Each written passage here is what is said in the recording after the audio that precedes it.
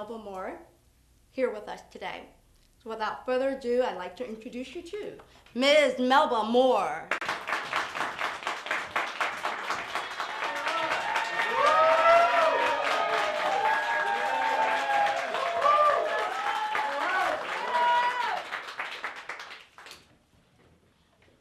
Now, Melba, Wait a minute. You sound too serious. I'm serious. Okay. You were actually raised in Harlem, New York. I was correct? raised in Harlem, New York, yes.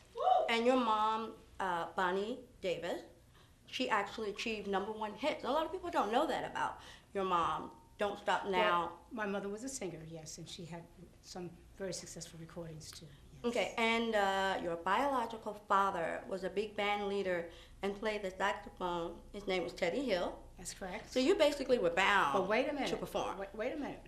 The thing that Teddy Hill was most known for, even today, is managing Mitten's Playhouse, which has reopened again. Okay. Now, it was your stepfather who insisted you play the piano, correct? That's correct. What valuable lessons did you learn from your mother and father, towards the entertainment industry that you carry with you today? Well, my mother and my stepfather always told me all the terrible things that would happen to you in show business, and they both told me to get a real job. But what I saw in their faces and their hearts was this burning and love and just total involvement and romance. And my mother loved glamour, and we still like shiny things, rhinestones and anything that shined. And so they both, and my father's 98 and he still works. Wow. So he's so they taught us the work ethic. They taught us that if you love something, it's really not a job, and you should just always do your best at it. And maybe music is special that way, but I think you can take that attitude throughout life about anything. Now, you began performing in 1967. Can I get a hand clap? What? We're hanging in that room? And you're still performing today. I'm still here. Today. Yes. You know? There are a few people older than I still performing. I'm not the oldest one in the world.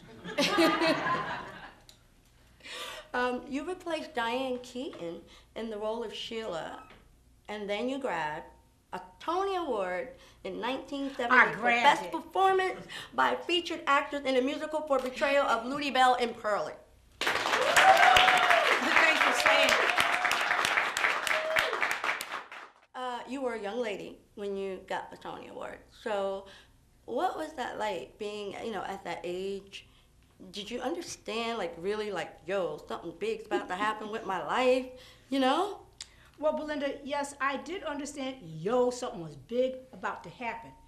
But to give you an answer, I had no clue really how important and how big the Tony Award was and how much politics there had been involved to give me a chance to win it. Because I was up against, have you ever heard of Lauren Bacall? Mm-hmm. I thought so. I was up against her in some really, really incredible and stiff competition. It wasn't really competition because we each really did something very, very different. I mean, you can't imagine Lauren Bacall playing Ludi Bell now, can you? Right. No.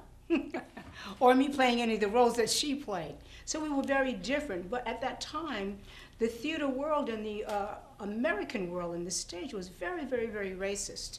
So I understood from that, because I will never forget that I'm black and that there are certain differences between you and other races, because we came here as slaves, and that gives us a heritage that we should not want to forget, because we've overcome much of it, but we have so much more to overcome. But certainly I was sensitive to the racial aspect of it.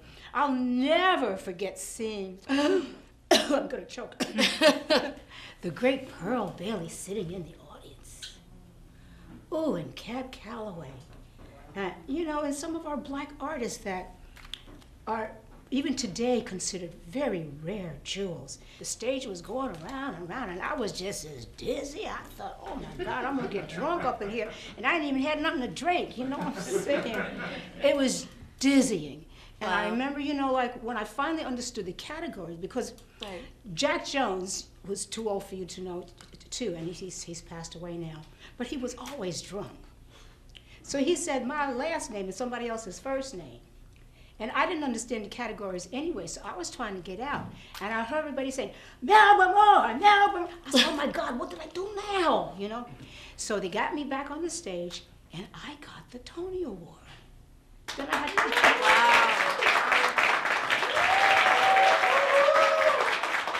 Amazing. Melba, we're going to take a quick break, and we'll be right back with Melba Moore. It's the biggest gospel event of the year. McDonald's Gospel Fest 2014 presents The Women Who Worship, starring Yolanda Adams, CeCe Winans, the Clark Sisters, Shirley Caesar, Tremaine Hawkins, Dottie Peoples, Dorothy Norwood, Vicki Winans, Cissy Houston, Melba Moore, Tasha Cobbs, Kim Burrell, and Erica Campbell. Mother's Day weekend, Saturday, May 10th at the Prudential Center. Get your tickets now. McDonald's Gospel Fest 2014, produced and directed by A. Curtis Farrow.